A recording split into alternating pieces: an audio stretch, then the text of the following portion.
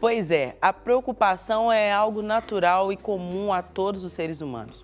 Muitas vezes, no entanto, temos uma preocupação exagerada e ficamos presos nesse pensamento, esquecendo que talvez seria necessário justamente uma ação para conseguir avançar.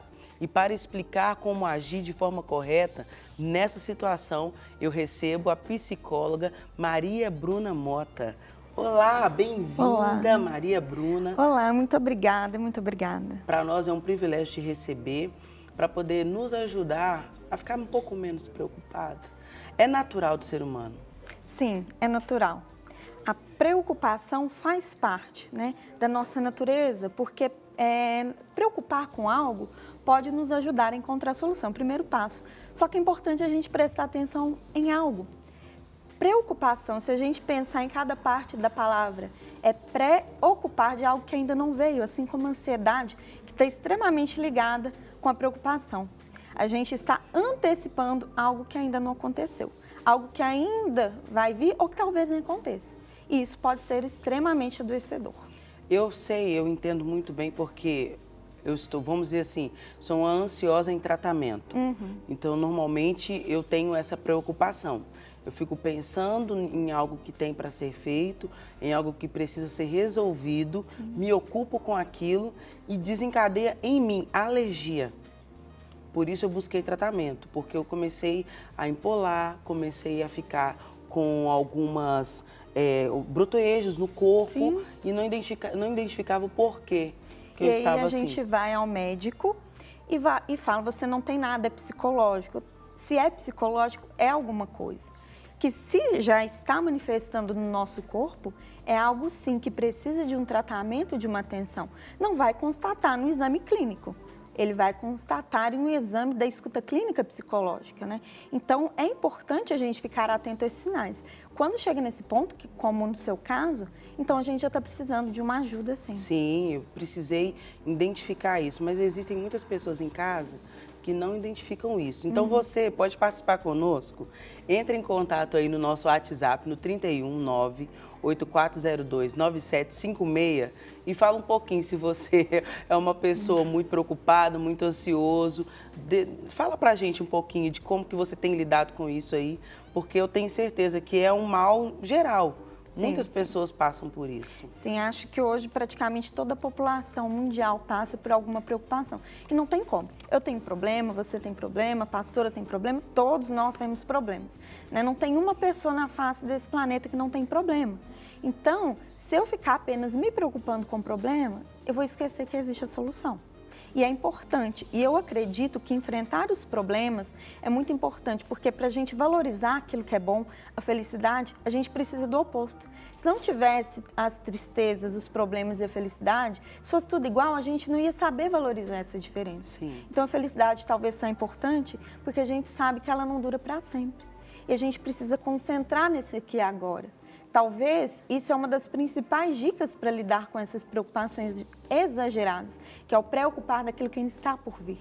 Então, se a gente concentra mais no aqui e no agora, a gente tem a possibilidade de enxergar as coisas com mais clareza e evitar que a preocupação exagerada se torne um transtorno de ansiedade, um transtorno de humor e evitar um adoecimento psíquico ou até corporal. Entendi. Nós vamos acompanhar agora uma imagem que a gente vai conversando um pouco mais sobre isso. Olha, temos soluções, então procure ser mais objetivo.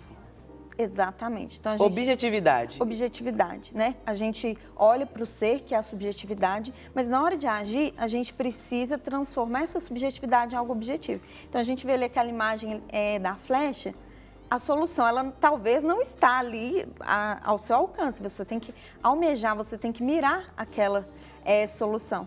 Mas você pode sair da sua flecha, do seu arco ali naquele momento, sua flecha pode alcançar a solução, Mas aí é preciso um pouquinho de objetividade. Se a pessoa fica pensando ali, onde que eu vou mirar essa flecha toda a vida e não mira em lugar nenhum, ela vai atirar para qualquer lado e não vai ter a solução que ela precisa. Era justamente isso que eu ia falar. Uma pessoa sem objetivo é uma pessoa que tenta todas as formas. Exatamente. Vai tentando de um lado, tenta de outro. O problema é o dinheiro. Então tenta achar dinheiro num trabalho, faz um trabalho aqui, faz outro acolá, trabalha em coisas que às vezes não tem nada a ver com o perfil, justamente em busca disso, mas não cria um objetivo, não traça um plano para poder chegar em um trabalho que dê a rentabilidade que precisa e ela então se sinta à vontade, se sinta feliz, se sinta realizada. Exatamente. O trabalho e o dinheiro, eu acho que são a maior preocupação das pessoas e nesse início de ano que temos os impostos e temos matrícula das crianças, então é super normal essa preocupação. Só que o dinheiro, ele precisa ser apenas a consequência de um trabalho bem feito, de um trabalho realizado com amor. Porque se a gente faz apenas objetivando o dinheiro, né, a gente vai adoecer. E aí depois a preocupação que a gente teve em encontrar a solução para alcançar o dinheiro, ela vai se transformar, ela vai migrar para a preocupação em adquirir de novo bem-estar e saúde. Porque quando a gente não está feliz, a gente tende a adoecer. E isso qualquer ser humano, em qualquer faixa etária, sexo, qualquer um pode adoecer se não estiver feliz, realizado com seus objetivos. Entendi. Nós temos um outro exemplo para isso. Aceite que há coisas que são inevitáveis. É difícil aceitar. Sim, assim como a finitude. A ideia da finitude, da morte, ela muitas vezes nos causa um certo pânico, uma certa ansiedade, mas todos nós talvez temos a única certeza que um dia teremos a nossa finitude nesse plano. Então é preciso aceitar que nem tudo está ao meu alcance. Então é preciso pensar e concentrar o que está ao meu alcance e o que não está. A gente corre atrás daquilo que está. Aquilo que não está, a gente espera acontecer, né? Não tem como, por exemplo, eu ir a uma consulta se o médico não está lá para me atender. O que eu posso fazer? Eu ligo a agenda e compareço. Agora eu tenho que esperar que ele esteja disponível para me atender. Se eu ficar pensando, tentando, como que eu vou obrigar que outra pessoa faça algo para mim?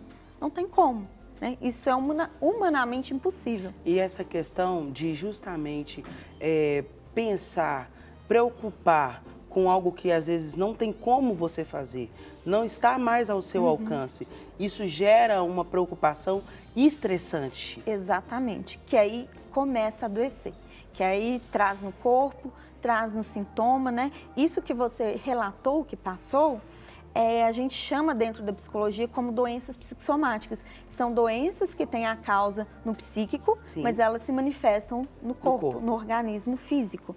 Então, como que o nosso organismo físico e psíquico estão intimamente ligados? Tanto o físico afeta no psíquico e vice-versa. Então, é preciso estar numa comunhão, né, com esse organismo que é biopsicossocial.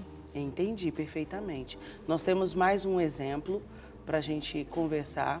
Proteja a si mesmo. Como? Como eu protejo a mim mesmo? Acho que, no primeiro momento, é se priorizar.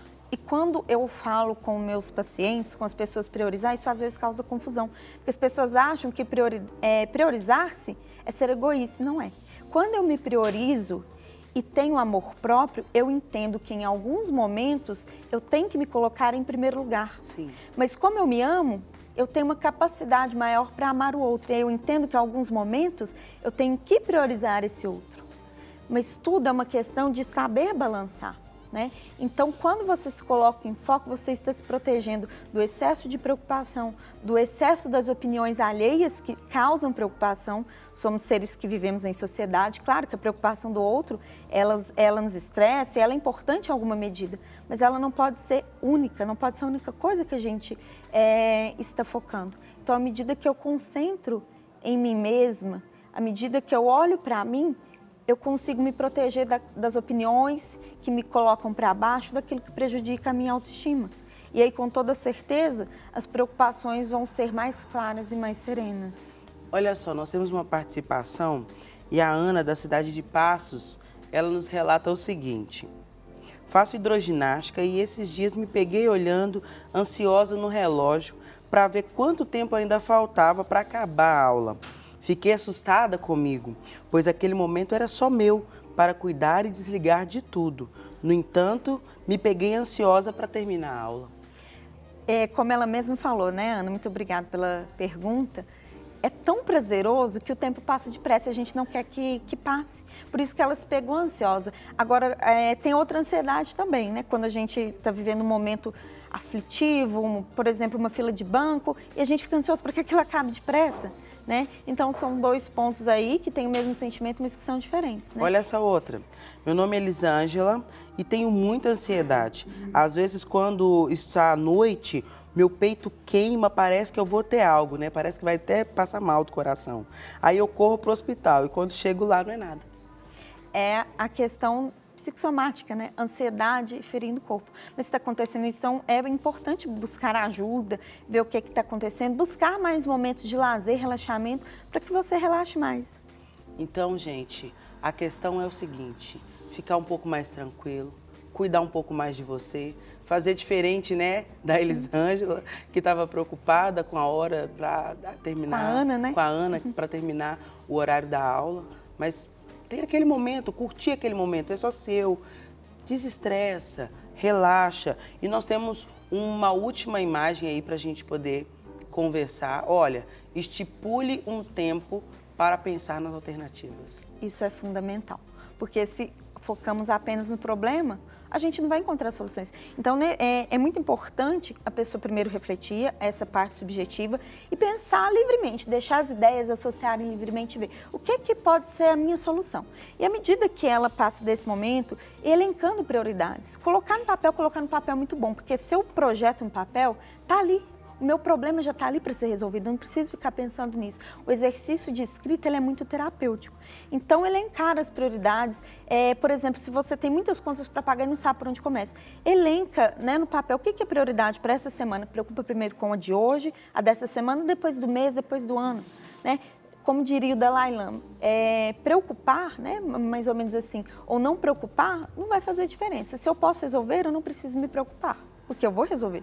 Mas se eu não posso resolver, para que eu vou me preocupar? Eu não vou resolver mesmo. É verdade. Nós, como cristãos, temos o hábito de, no finalzinho do ano, ali no início, fazer o nosso plano de vida, o nosso projeto de vida. Ou seja, escrever todo o planejamento, todos os sonhos, os projetos, objetivos.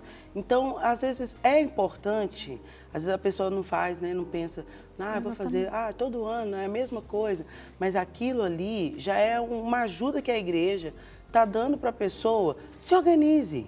Sim, exatamente. Pensa aí no que você quer fazer no próximo ano. Já comece se organizando os seus planejamentos pessoais, financeiros, familiares. O que você vai fazer junto com a família? O que você vai fazer sozinho? Tire um tempo para você. Então, isso tudo é feito. Às vezes, a igreja ela é uma grande assim, auxiliar na questão de se organizar, na questão de valorização humana, na questão de organização também.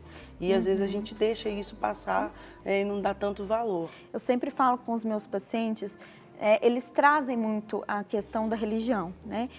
Enquanto psicólogo, eu tenho um código de ética, eu não posso induzir a convicções políticas, religiosas, filosóficas, mas eu respeito a religião do meu cliente, não importa ela. E eu incentivo que meus clientes, meus pacientes, trabalhem sua espiritualidade, não importa o culto religioso. Se aquele culto religioso te faz uma pessoa melhor para si, para o outro, para a sua família e não prejudica ninguém, ok.